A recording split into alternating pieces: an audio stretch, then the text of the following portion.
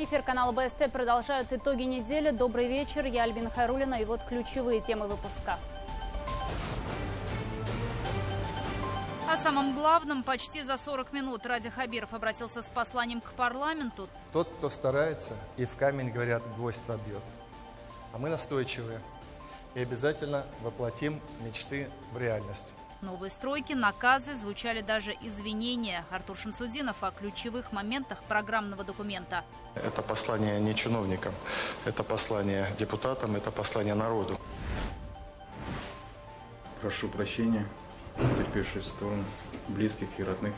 Не повернуть назад за решеткой из-за смертельной ошибки на дороге. Откровенное интервью виновников ДТП. На телефон отвлекся. Уже когда голову поднял, уже в кювет уходил.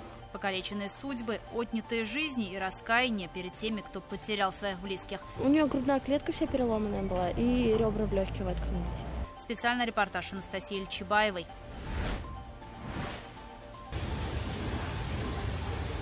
Четвертый класс сложности из 5 возможных. Огонь тушили 11 часов, что стало причиной крупного пожара на Уфаоргсинтезе. У погибшего аппаратчика остался 8-летний сын. Лицам, ответственным за обеспечение соблюдения требований безопасности на предприятии, будет дана правовая оценка. Вывоз по-новому. Проследить за судьбой пакета с мусором можно будет онлайн с исполнителей. Фотоотчет. Они могут увидеть, был на этой площадке или не был. Тарифы повысятся, а рекоператоров будут наказывать рублем. Новые чеки, индексация выплаты и регистрация автотюнинга. О том, что ждет россиян в феврале в дайджесте нововведений.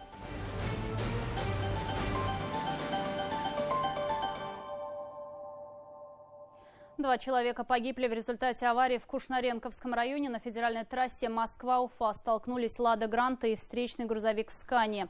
От удара легковушка и большегруз вылетели в кювет. В результате ДТП 19-летний водитель отечественного авто скончался до приезда скорой медицинской помощи. В машине ехали еще 3 пассажира. Все они были госпитализированы с различными травмами. И, как стало известно только что, один из них, 18-летний парень, скончался в больнице, не приходя в сознание. На месте происшествия работает полиция и другие экстренные службы. Подробности уточняются. Отопление вновь тема недели номер 1. Сегодня воскресным утром Ради Хабиров провел повторное совещание с руководством ресурсоснабжающей организации «Уфимские инженерные сети». Пришли к договоренности, что перерасчет оплаты за тепло абоненты УИС увидят в платежках уже за февраль. А вот как быть тем, кому тепло в квартиры поставляет Баш-РТС, Ради Хабиров поручил представить конкретный порядок действий компании по решению проблемы завышенных платежей. Тему продолжит Руслан Батыргареев. 480, 54 копейки. А за ноябрь было сколько сильно выросло? Вот? На 950 рублей, по-моему. На 950 рублей, да? Жительница Уфы делится своей проблемой с главой республики. За декабрь месяц только за отопление ей пришлось заплатить почти 2500 рублей. За квартиру 42 квадратных метра сумма приличная, говорит пенсионерка, поэтому и пришла на перерасчет. У ней превышение 42% получается, да? Превышение.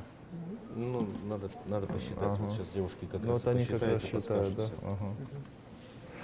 Ну ладно, мы постараемся пересчитать, чтобы вот сильно-то а то многовато вам, конечно. Если в декабре температура воздуха за окном понизилась, то суммы в квитанциях за тепло, наоборот, выросли. Это естественный процесс. Стало холоднее, значит, и энергоресурса потребили больше. Вот только разница между ноябрем и декабрем не должна была превысить 42%, утверждают специалисты. Все, что выше, уже нельзя списать на погоду. Причины, почему так произошло? Мы считаем, вот УИС именно считаем, специалисты, что все-таки проблема во внутридомовых системах. Этот вопрос Ради Хабиров задал в пятницу во время посещения предприятия «Уфимские инженерные сети». Так и не получив развернутого ответа, глава республики пригласил ресурсников на совещание, чтобы детально разобраться в причинах возникшей ситуации и поставить жирную точку в вопросе перерасчета платежей. Коллеги, я не хочу сейчас разбирать вообще всю ситуацию в ЖКХ. Я хочу получить ответы, почему произошел скачок и что с этим делать. В числе основных причин были названы неотрегулированность или неисправность системы отопления и узлов учета тепловой энергии, отсутствие нормативной базы по порядку регулирования централизованной системы теплоснабжения на источниках тепловой энергии, завышение или занижение подачи теплоносителя, так называемые перетопы и недотопы. Ради Хабиров подверг критике действия всех ответственных за сложившуюся ситуацию и подчеркнул, что в настоящее время отсутствует четкий комплекс решений, которые не позволили бы допустить аналогичных проблем в следующем отопительном месяце. Я считаю, что вы пришли не готовыми к совещанию к сегодняшнему. Я не вижу ни внятных от вас ни предложений, ничего. Ради Хабиров поручил уже на следующий день собрать очередное совещание по проведению перерасчета платы за тепловую энергию. И вот сегодня утром было принято окончательное решение. Уфимские инженерные сети включат перерасчет теплоснабжения в платежные квитанции за февраль. Существенное превышение платы за отопление зафиксировали в Уфе по 412 многоквартирным домам, в которых проживают около 20 тысяч семей. Речь идет о жилом фонде, расположенном в зоне обслуживания уфимских инженерных сетей. Для перерасчета жителям необходимо написать заявление в МУП УИС до 15 февраля. Значит, по МУП УИС принято следующее решение. По заявлениям граждан происходит в офисах МУП УИСа перерасчет графы за отопление. Сегодня уже более 6 тысяч граждан обратились в офисы МУП УИСа для того, чтобы написать заявление. Далее в платежных документах за февраль месяц жители Республики Башкортостан увидят эти перерасчеты непосредственно в платежках. Накануне вечером совещание прошло и с представителями БашРТС. Ресурсоснабжающая организация обеспечивает теплом почти 500 000 квартир. И большинство абонентов компании в декабре получили большие суммы в платежках за тепло. Превышение более чем на 42% по сравнению с ноябрьской платой было зафиксировано в 310 тысячах квартир. 216 многоквартирных домов мы посмотрели. На каждом доме идет несоблюдение температурного графика. Я не говорю, что это именно перетоп. Там есть и перетопы, и недотопы в отдельные дни. То есть это все поставка некачественного ресурса. И это все оцифровывается в деньги. Неисправности системы отопления и приборов учета в многоквартирных домах также могли повлиять на резкое увеличение сумм в платежках. Глава Башкортостана поручил Министерству жилищно-коммунального хозяйства республики совместно с БашРТС представить обоснованные шаги по скорейшему решению возникшей проблемы с учетом интересов жителей региона. Руслан Батыргареев, Роберт Давлетбердин и Артур Елаев. Итоги недели. Уфа. Инновационная долина, IQ-парк и туристические кластеры – все это должно появиться и заработать в Башкортостане. На неделе Ради Хабиров обратился с посланием к парламенту республики. Глава региона подвел итоги 2020-го и наметил задачи на ближайшую перспективу. Стоит отметить, что из-за эпидемиологической ситуации депутаты слушали послание посредством видеосвязи, а в зале был лишь ограниченный круг гостей. Среди них настоящие герои нашего времени, так их представил сам Ради Хабиров. Итак, о ключевых моментах главного программного документа расскажет Артур Шамсудинов. В этом году послание главы республики особенное во всех смыслах этого слова. Впервые оно прошло в колонном зале. И, конечно, из-за пандемии в усеченном составе. Гостей рассадили с учетом уже привычных требований к дистанции. У всех на лицах маски. Впрочем, даже сквозь них можно без труда разглядеть не только политиков, но и спортсменов, артистов, блогеров. Есть среди присутствующих и обычные трудяги. Это послание вполне может войти в современную историю. Даже если сравнивать по срокам проведения, все предыдущие обычно проходили в конце года. Текущее мероприятие, опять же из-за пандемии, перенесли с декабря на январь. Впрочем, уже в начале своего выступления глава республики дал понять, что испытания коронавирусом в регионе прошли более чем достойно. В ближайшее время есть шансы стряхнуть с себя эту заразу. По словам Радия Хабирова, в Башкортостане будут поэтапно сниматься ограничительные антиковидные меры. Уже к концу года регион сможет выйти из режима повышенной готовности, но одним из ключевых условий является вакцинация. Главное сейчас – это обязательно сделать прививку. Я проверил ее на себе, чувствую себя прекрасно. Большие партии вакцины сейчас поступают в республику. И чем быстрее у большинства из нас появится собственный иммунитет, тем скорее республика обретет иммунитет коллективный. И тогда мы вернемся к нормальной жизни, наверстаем потерянное в экономике и превзойдем прежние результаты. Ради Хабиров поблагодарил учителей за вынужденную организацию дистанционного обучения, медиков в лице заведующего отделением РКБ Алексея Пушкарева. Он нес службу в самой первой вахте созданного тогда инфекционного госпиталя.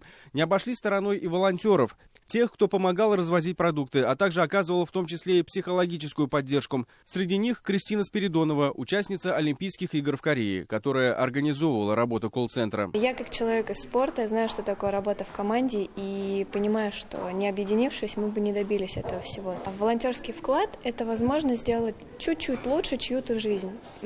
Пусть даже минимально, но все равно. Это добро. Несмотря на пандемию, в национальном инвестиционном рейтинге Башкортостан вошел в десятку лучших регионов. Вовсю кипит работа на территории созданной экономической площадки «Алга». Только в этом году появится 800 новых рабочих мест. В следующем еще почти 2000. В правительстве прорабатывает возможность создания второй особой экономической зоны. Или, как ее уже окрестили, технологической долиной. Она, собственно, у нас на грани и машиностроения, и химической промышленности. Это тоже присваивается статус решения правительства Российской Федерации. Мы сейчас начнем формировать заявочный пакет. Это не просто льготы, это именно наукоемкие технологии, это реализация научных достижений в промышленность. То, что гораздо сложнее, но в этом будущее вообще развитие. Вот это вот такой грейд-ап, и если мы это сделаем, то 5 правительству можно будет поставить. Республика закрепила статус одной из ведущих житниц России. Экспорт агропромышленного комплекса вырос в 1,5 раза. Урожай зерновых впервые за несколько лет превысил 4 миллиона тонн. Конечно, во многом благодаря людям, таким как лучший комбайнер Риф Кантемеров, намолотивший более 2000 тонн зерна. Все время один пули на комбайне, на тракторе работаю. Все время ходим в спецовках, галстук, костюм, рубашку специально для этого мероприятия приобрели. Высокие урожаи не должны быть какими-то разовыми рекордами, а должны стать нашими ежегодными показателями. Я ставлю перед Минсельхозом Республики задачу довести к 2024 году урожай зерновых до 5 миллионов тонн. В правительстве разрабатывают новую стратегию развития Зауралья. Из Сибая до оренбургского города Сара намерены построить железную дорогу, которая существенно сократит грузоперевозки до границы с Казахстаном. Большие планы на уфимский электротранспорт. Ради Хабиров вновь вернулся к теме строительства в столице сети туристических и транспортных канатных дорог. Вот этот вот девиз «Булдаравас», то есть мы смогем, этот девиз Ради Фаритович и притворит в жизнь. Я очень горд, что я живу в этой республике. Она процветает. Она на самом деле очень красивая. И большое спасибо нашему народу, который на самом деле рвется наверх. По нацпроекту в 2021 году в республике преобразится 130 общественных территорий, не только в городах, но и селах. Затрагивая тему строек, Ради Хабиров извинился перед уфимцами за вынужденные неудобства, связанные с реконструкцией развязки. Все это, как и сама пандемия, временно. Не случайно 2021 обозначен как год здоровья и активного долголетия. Пора возвращаться к привычной жизни. Артур Шамсудинов, Артур Ялаев и Азат Тузбеков. Новости. Итоги недели. Уфимские вузы могут объединиться в мега-университет. Речь о Башкирском государственном и Уфимском авиационном университетах. Об этом сообщили на сессии Евразийского научно-образовательного центра. По мнению экспертов, возможное слияние высших учебных заведений позволит объединить и интеллектуальные ресурсы и привлечь федеральное финансирование. Но решения должны будут принять ученые советы вузов. Университеты, я думаю, на территории всей страны будут объединяться, потому что глобальную конкуренцию простому вузу, региональному, не выдержать. Региональные вузы не должны между собой конкурировать. Наши 6 вузов не должны соревноваться друг с другом за студентов. Они должны соревноваться за студентов из других регионов и из других стран. В этом наша задача. В этом залог успеха роста университета. А это возможно сделать только объединившись, потому что друг с другом конкуренция, она не дает никаких выигрышей. Участники стратегической сессии отметили, что объединение крупных вузов, помимо привлечения дополнительного федерального финансирования, будет способствовать развитию научных исследований и экспорту результатов этой работы. Мега-университет станет заметен не только в России, но и в других странах, что привлечет в Башкортостан студентов со всего мира. Разработанная в рамках форума стратегия будет представлена руководству республики и ляжет в основу дальнейшей работы НОЦ. Ваш мегапроект, который инициировала республика по созданию большого университета, это, конечно, мега-конкурентоспособный глобальный проект, который не оставляет без внимания руководство Министерства науки и высшего образования. Большая и сложная задача, а самое главное, готовность республики, общественного, университетского сообщества и научного сообщества принять участие в таком проекте, это, конечно, заслуживает всякой похвалы.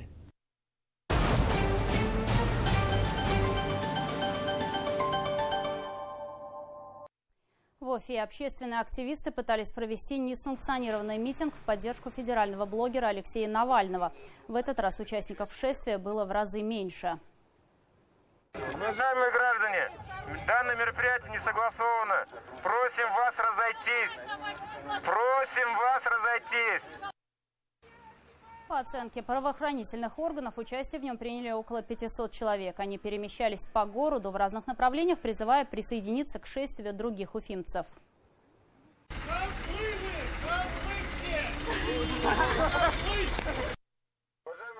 Колонну митингующих сопровождали сотрудники полиции и Росгвардии. Они задерживали наиболее активных участников митинга и предполагаемых организаторов несанкционированного шествия.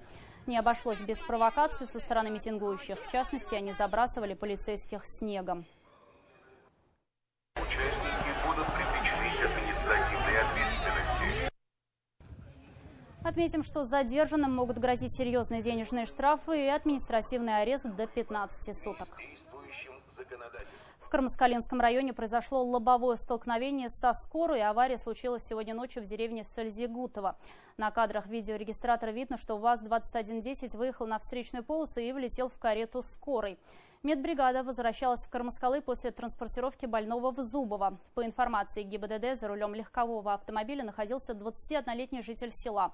В результате аварии оба водителя получили травмы и госпитализированы. В «Газели» также находилась фельдшер, но женщина не пострадала. Но бывают ошибки, которые исправить уже нельзя, ведь невозможно вернуть человека к жизни. Сел пьяным в автомобиль, превысил скорость, уснул за рулем. Каждый из героев нашего следующего сюжета либо надеялся, что пронесет, либо вовсе не осознавал, что его поступок может стоить кому-то жизни. Итог – поломанные судьбы, боль и горе близким, как пострадавших, так и тех, кто оказался за решеткой. Откровение и раскаяние виновников смертельных ДТП в специальном репортаже Анастасии Чебаевой. Статья 264, часть 3. Срок наказания 3 года. Третья часть 1. Погибший. Пара минут сэкономленного времени стоила Андрею 3 лет, а 9-летнему мальчику жизни. Вот уже 20 месяцев. Просыпаясь, он видит холодные стены камеры и аварию. В тот день Андрей таксовал, спешил на очередной вызов. Превысил скорость на 20 км в час. И выбежал мальчик через дорогу. Я его даже не видел. Когда ехал, я его не видел. Но я когда второй раз подошел уже к мальчику, он пульс посмотрел. Мне сказали, не трогай его. Если сразу как вспомнить, то сразу, да, сразу перед глазами. Я думаю, это на всю жизнь останется так. Мальчика привезли погостить к бабушке, но до нее он так и не добрался. Ребенка сбили у нее на глазах. С момента трагедии прошло уже 2,5 года. Я просил прощения, с отцом разговаривал. Отец сказал, Бог тебя простит. И он прекрасно понимает, говорит Андрей, почему родители так и не простили. У самого 2 детей, одному из которых сейчас 9 лет. Пока он в колонии, ребята на попечении мамы. Здесь работает на кухне, но зарплата, конечно, не та, чтобы помогать растить 2 детей. А до аварии было много планов, которым сейчас уже не сбыться. Как и у Алмаза. Они вместе работают на кухне. Да и статья одна и та же, только часть другая. Был пьян. Парень только вернулся из армии, отмечал с друзьями, а после решили прокатиться. Я говорю, я поехал как бы кататься. Я говорю, вы со мной? Они все, да, все хорошо. На телефон отвлекся. Уже когда голову поднял, уже в кювету ходил. А дальше уже, не помню, очнулся уже на обочине сидел. Машина в дребезге. 2, получается, на земле лежали. Матери сообщили то, что все 4 мертвы. Ну, естественно, там уже как-то, скажем так, мать побелела вся, ну, как и мне сказали. Мысленно она уже похоронила сына, но на деле на кладбище со своим ребенком простится другая мать. В больницу живыми доставят всех, но уже после в реанимации скончается самый младший из компании. Жалко было парня, парню было там 15 или 16 лет. было, естественно, очень жалко. Будь у меня возможность обратно все вернуть, я бы все по-другому сделал, не сел бы за руль. Алмаза суд приговорил к 5 годам и 4 месяцам заключения.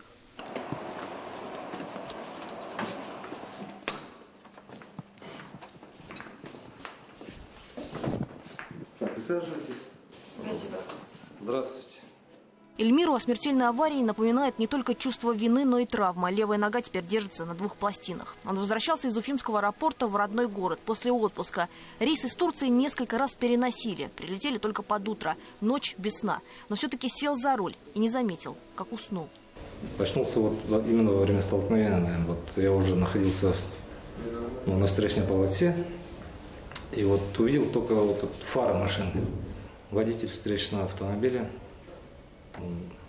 сразу умер.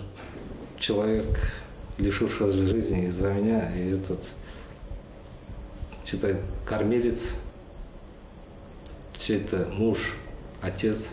Погибшему было 62 года. В аварии пострадали его 3 пассажиров. В машине Эльмира травмы получил его маленький сынишка. Детям не рассказывают, где папа. Для них он уехал на работу. До сих пор, вот сколько времени прошло, это было в 2018 году, вот, снится мне вот этот момент аварии, и вот всегда я себе говорю, почему же я в этот момент вот не остановился или не отдохнул. Вот здесь вот я сидела, здесь вот, получается, подруга сидела, тут даже если приглядеться, то придавила ее чем-то. Эта авария не имеет никакого отношения к 3 предыдущим, но очень похожа. За рулем был уже лишенный за пьяную езду парень. Той ночью он вместе с друзьями решил продолжить гулянку в машине. Кристина, выжившая участница ДТП, а ее подруга так навсегда и останется, 18-летней. Вот как я помню, то, что был резкий удар. Ударилась я головой, получается. Не помню, как назад откинула. Все, из машины выхожу, как бы назад оглядываюсь, подруга лежит, уже как бы не в естественной позе, там сразу было понятно. Потом уже сказали, от чего она умерла. У нее грудная клетка вся переломанная была и ребра в легкие воткнулись. Машина, получается, об отбойник зацепилась и ее взорвало просто. Там всей правой стороны не было. Двери, арка, стойка, там вообще ужас был. Потом больница и страх. Как сообщить маме подруге, что ее единственная дочь уже никогда не вернется домой? Так и не смогла, признается Кристина. Позвонили врачи. Лично я считаю, что виноваты все втроем. Водитель пьяный был. Мы тоже как бы знали то, что он пьяный, сели за руль, с ним вместе, получается, в машину в одну. То есть тут я как бы одного единственного никого не виню. Виноваты все втроем. Не сел бы за руль, не превысил бы скорость, не поехал бы в ночь. Вот только частица «бы» не повернет время назад. И, к сожалению, не вернет сына, дочь, отца. И каждый из них навсегда запомнит те смертельные секунды, за которые не устанут просить прощения.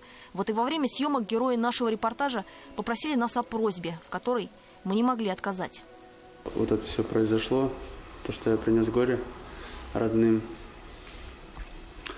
Мне очень жаль, я сожалею, очень. Извините еще раз. Я думаю, что они не смогут, конечно, простить за такой поступок, конечно. Но все равно есть надежда, что простят меня. Прошу прощения, терпевших сторон, близких и родных. Искренне раскаиваюсь.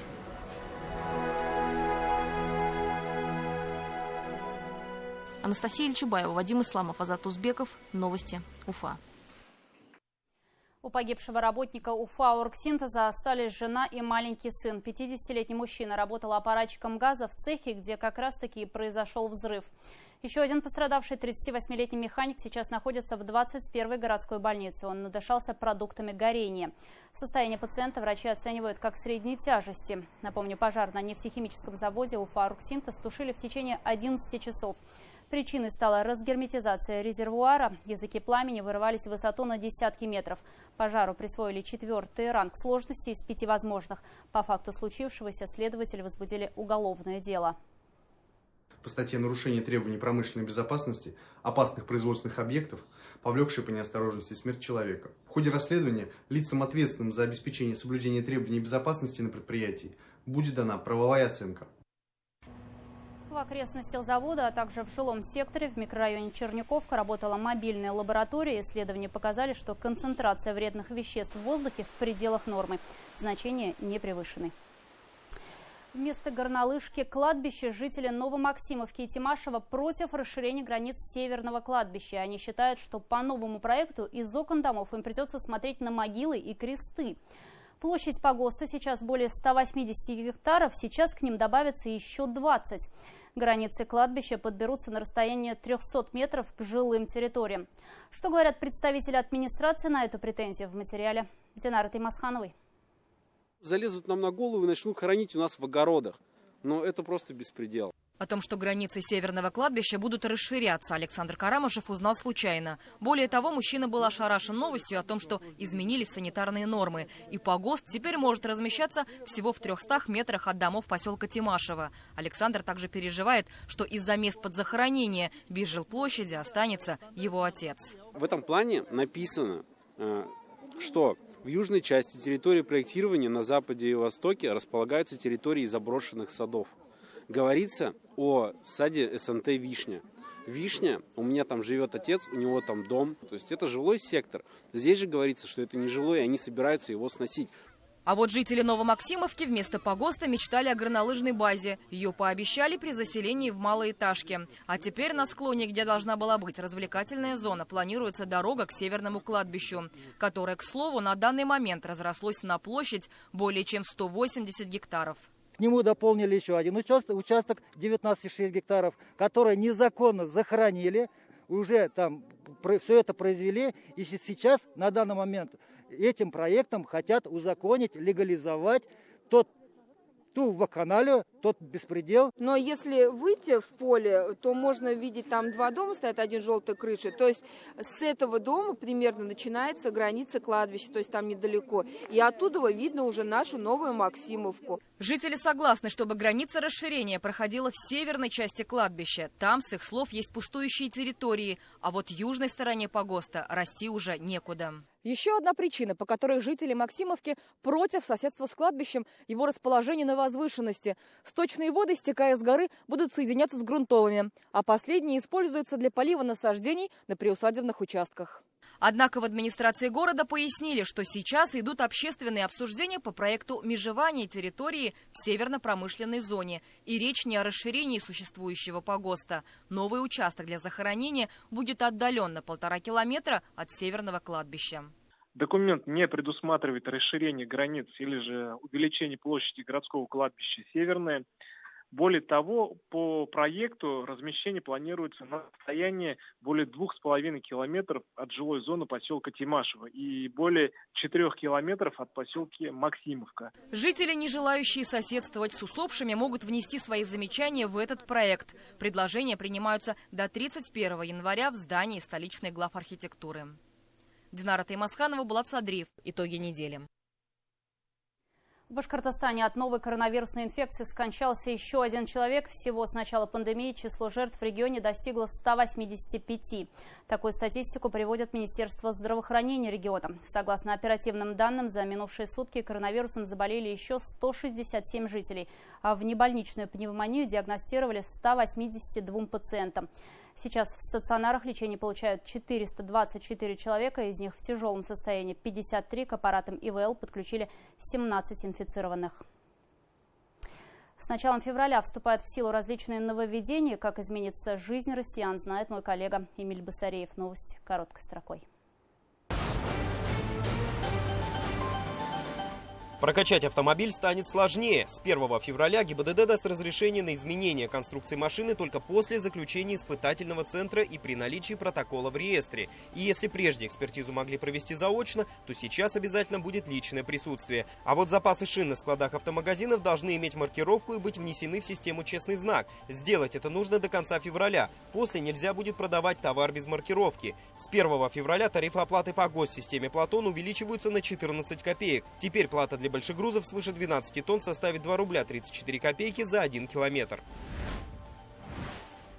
За мат в блок соцсети будут обязаны искать и блокировать противоправную информацию. В списке нарушений – данные об изготовлении и использовании наркотиков, детская порнография, призывы к самоубийству, явное неуважение к обществу и государству, а также призывы к массовым беспорядкам. Заблокированные пользователи могут обжаловать решение.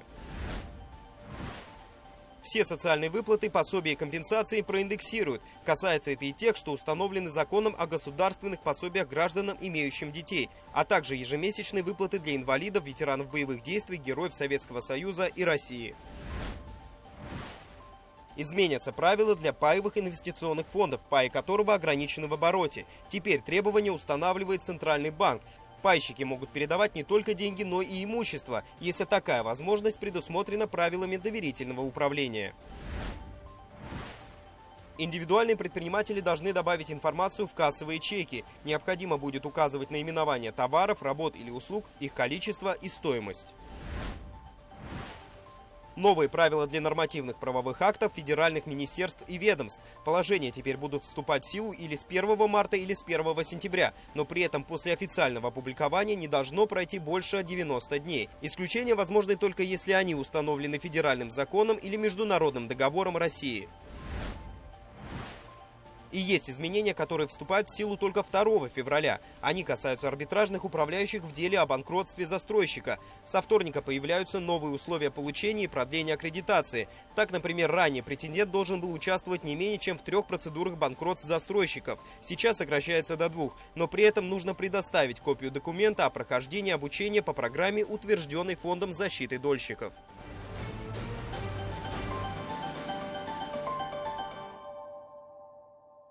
С 1 февраля жители республики ожидают изменений в вывозе мусора. Стоимость услуги повысится. В то же время рекоператоров-нарушителей накажут и тем самым снизят плату граждан за коммунальную услугу. Система станет более прозрачной, уверяют специалисты. Проверить, действительно ли вывозили отходы рядом с домом, можно будет онлайн. Пока же фотоотчеты доступны только для самого регионального оператора. Подробности у Лилии Курбановой. Фотографии не на память, а для электронной базы регионального оператора. Снимки загружают в специальное приложение сами рабочие мусоровозов. Одна из точек на маршруте по адресу Гафури 13. Отчет заполняют сразу, на месте. Стало проще, меньше вопросов. Ты был на этой площадке, не был на этой площадке, приезжала машина, не приезжала. Сдаваться меньше стало, потому что здесь сразу идет напрямую в центр, и там они могут увидеть, был на этой площадке или не был. Сейчас в республике обустроено 75% мусорных площадок. Это больше 20 тысяч точек и больше 50 тысяч контейнеров. Старые контейнеры продолжают менять на новые. Ну а сердце регионального оператора находится в этом здании здесь. В отделе эксплуатации отслеживается работа мусоровозов. У мусорных площадок появились паспорта. Их занесли в электронную базу. В карточках указаны обслуживающая организация, координаты и статус вывоза. Оцифровано 29 тысяч накопления твердых коммунальных отходов. Прежде уборку ТКО контролировали только с помощью ГЛОНАСС. Соответственно, на карте отображалась только геопозиция мусоровозов. Проверяем точку, на которой сегодня были и мы. Фотографии контейнерной площадки по адресу улица Гафури 13 загружены в базу. 27 числа сделана последняя фотография в 10 часов 3 минуты. Видим фотографию до вывоза мусора с полными контейнерами и фотографию после вывоза мусора. Также можно просмотреть историю вывоза с данной площадки. Зайти, выбрать любую дату и просмотреть вывоз.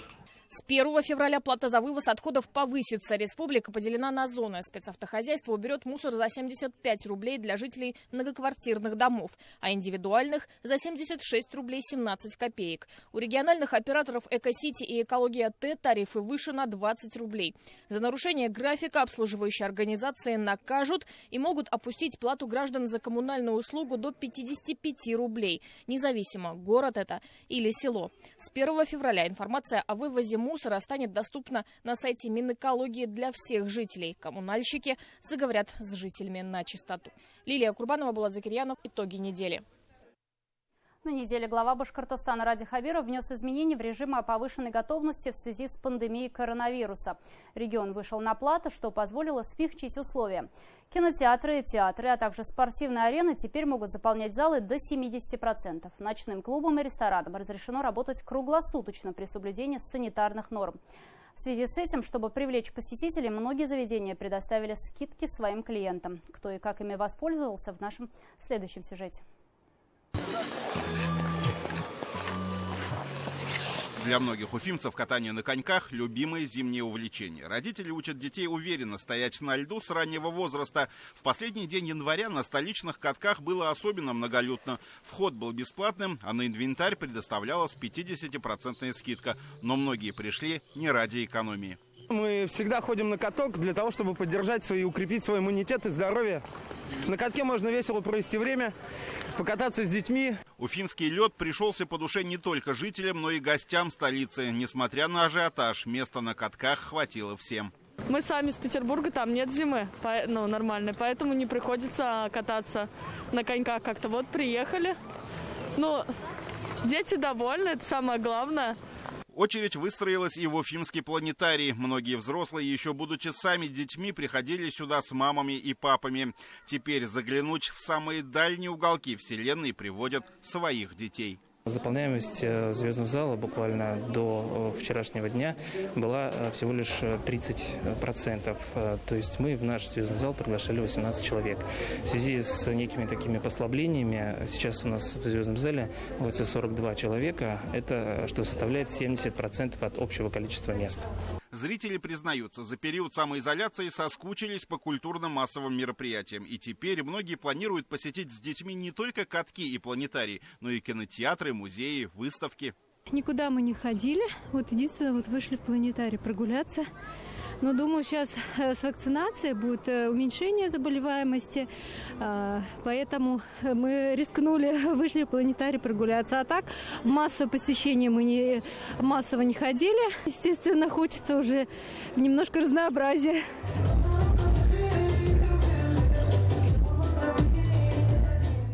На звезды можно было посмотреть не только в планетарии, но и на площади перед Русским драмтеатром. Тысячи уфимцев посетили первый в этом году Open Air, где выступили артисты башкирской и татарской эстрады. Потанцевать и послушать песен на концерт под открытым небом, посвященном Дню студента, многие пришли целыми семьями. Погода позволяла. Пришли с семьей, с мужем, с дочкой. Настроение клевое, на позитиве. Как концерт, как погода? Погода теплая, классно, концерт Райан Селвин Грей, супер. Какие пожелания студента будут нынешним? Чтобы учились хорошо, не занимались ерундой всякой. За ум взялись все. От гаджетов от своих немножко оторвались. Книжки читали побольше, наверное, как мы в свое время. Кроме Дня студента, концерт «Даешь молодежь» посвятили и Международному дню без интернета. С этим необычным праздником собравшихся поздравил популярный певец Радик Юльякшин. День без интернета, на самом деле. Сколько можно уже сидеть дома и сидеть в интернете? Люди наконец-то вышли подышать свежим воздухом, послушать музыку и отдохнуть. И наконец-то мы уже начинаем жить нормальной жизнью. Еще одной концертной площадкой стала хоккейная Уфа-арена, где состоялся рэп-баттл. Известные диджеи и радиоведущие выбрали 5 молодых исполнителей, которые выступят на сцене 2-го фестиваля «Новый Атланта» весной этого года. В общей сложности воскресные мероприятия, в том числе и сельхозярмарки, посетили более 10 тысяч жителей и гостей столицы. Азат Садреев, Айнур Кайбиров, Артур Елаев, Азат Тузбеков. Итоги недели. Уфа. Уфимский Салават Юлаев на минувшей неделе порадовал болельщиков. Команда одержала 3 победы на выезде. Дважды был обыгран Амур в Хабаровске. Еще один успех случился в столице Казахстана Нур-Султане. Благодаря удачной серии уфимцы сумели обеспечить себе место в плей-офф. До конца регулярного чемпионата Салавату предстоит сыграть еще 7 матчей. Ближайшую игру подопечные Томи Ламса проведут дома 4 февраля против «Динамо» из Риги. Футбольный клуб «Уфа» на минувшей неделе завершил первый подготовительный сбор в Турции. Команда на протяжении 2 недель тренировалась в городе Белек. Сегодня стало известно, что клуб покинул украинский игрок Олег Данченко, который перешел в греческий АЭК. В зимний трансферный период это уже 5-й футболист, который уходит из Уфы. Новичок же пока один, это опытный Олег Иванов. Тренерский штаб команды остался доволен проделанной работой. Получилось практически все.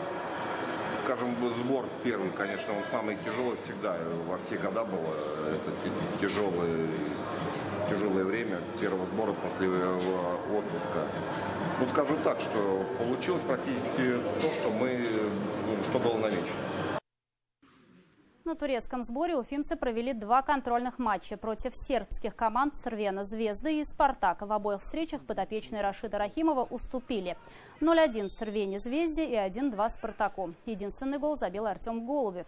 Следующий сбор команды также пройдет в Белеке. Подробнее об этом вы сможете узнать в программе «По футболем», которая выйдет завтра на БСТ в 18:00.